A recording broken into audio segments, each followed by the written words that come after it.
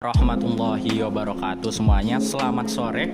Oke, kami dari kelompok 1 yang bagian pertamanya itu ingin sedikit ngulik tentang peristiwa-peristiwa yang ada di masa lampau, yaitu di zaman liberalisme atau zaman kebebasan, yang dimana zaman ini tuh dimulai dari tahun 1950 sampai dengan 1959. Oke, fokus kami semua ini yang ada, yang dimana saya dengan Nisa, Alia, dan juga Dara, Canta, dan juga ada orang yang di belakang kamera yang bernama Adit.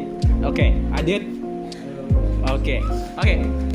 Daripada basa-basi ya, mending kita langsung lanjut aja lah gitu.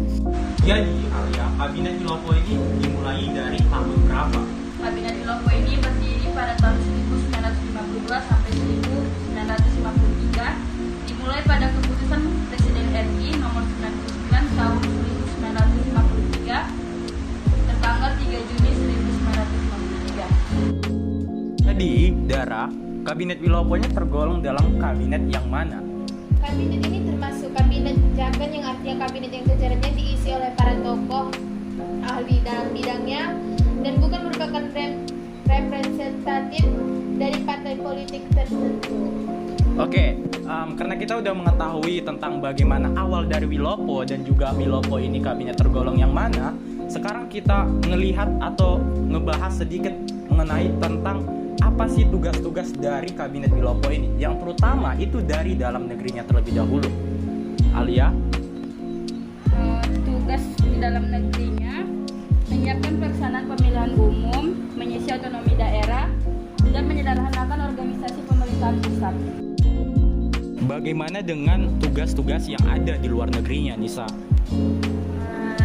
Wilopo mempunyai beberapa tugas di luar negeri. Yang pertama, mengisi politik luar negeri yang bebas dan aktif, mewujudkan perdamaian dunia yang disebut dengan netral.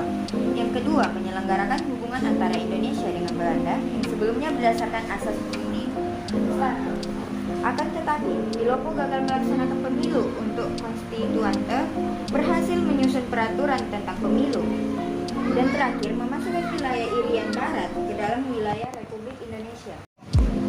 Sebagai tambahan tadi mengenai Nisa, politik yang bebas aktif itu adalah salah satu politik yang tanpa memihak pihak manapun.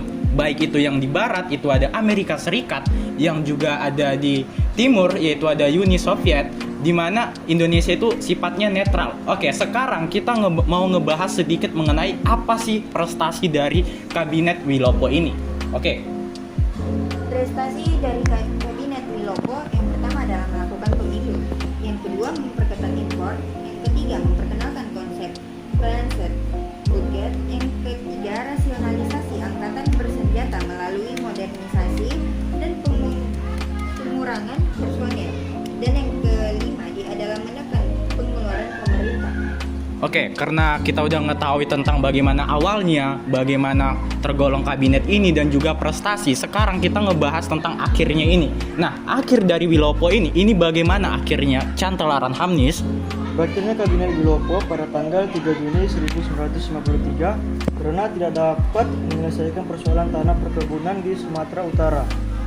Oke, mungkin hanya ini yang bisa kami sampaikan. Mungkin masih banyak kesalahan atau tanggal yang mungkin salah, mohon dimaafkan. Oke, kami akhiri dengan Assalamualaikum warahmatullahi wabarakatuh.